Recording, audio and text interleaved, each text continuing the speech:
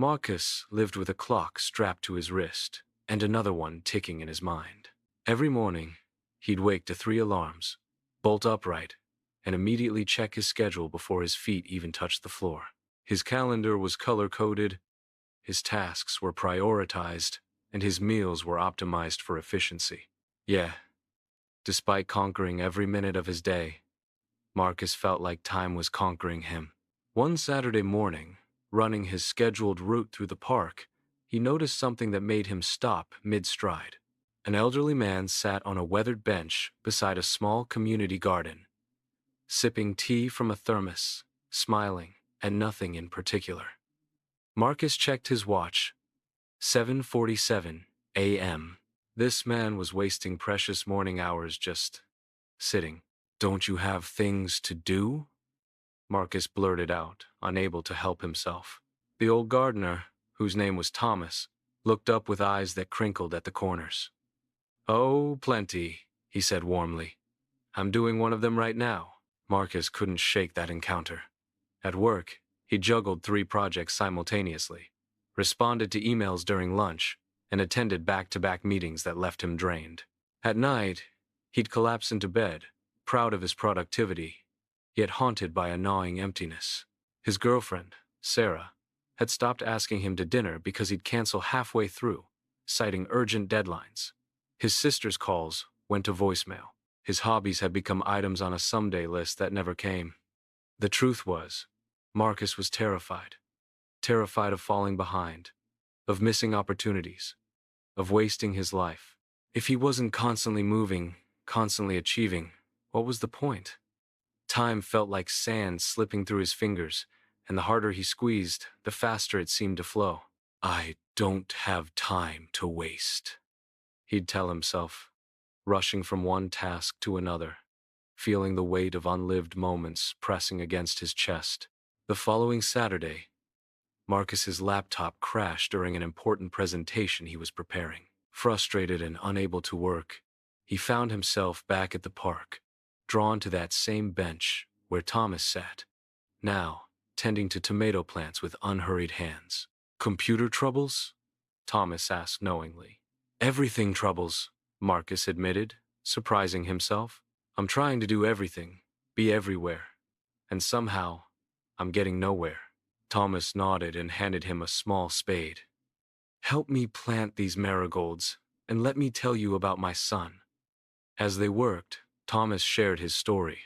His son had been just like Marcus, brilliant, ambitious, always racing against time. He used to say, "Dad, successful people don't have time to smell the roses," Thomas said quietly. Then he had a heart attack at 39. Survived, thank God. But it changed everything. Marcus's hands stilled in the soil.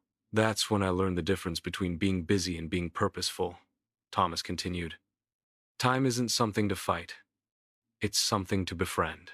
Over the next few weeks, Marcus began visiting Thomas regularly. The old gardener taught him something radical. That mastering time wasn't about filling every second, but about honoring each moment with intention. "Look at this garden," Thomas said one morning. "I don't rush the tomatoes to ripen or force the flowers to bloom. I give each plant what it needs, when it needs it. Some days, that's watering.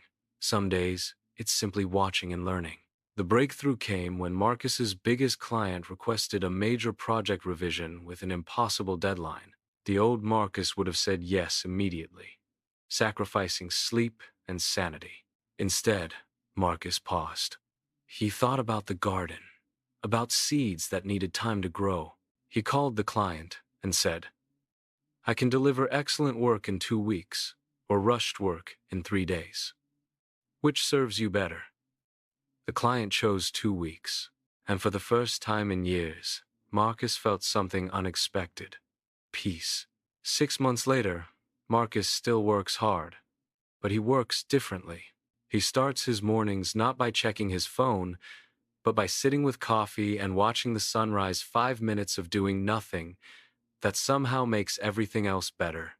He schedules blank spaces in his calendar, time for thinking and being, not just doing. He has dinner with Sarah twice a week, phone calls with his sister on Sundays, And every Saturday morning, he tends the community garden with Thomas. His productivity hasn't decreased. It's transformed. He accomplishes less in quantity but more in quality, because he's present for each task, each person, each moment. I used to think time was my enemy, Marcus told Thomas recently, their hands muddy from planting autumn vegetables. I was fighting a war I could never win.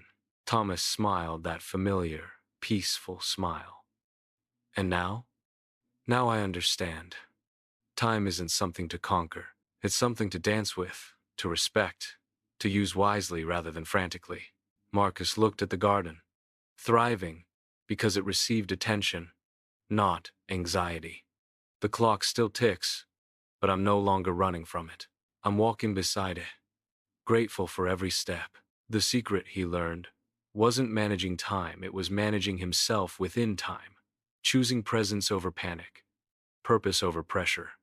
And in that choice, he found something no schedule could ever give him: a life that felt truly worth living. Because in the end, we don't need more time.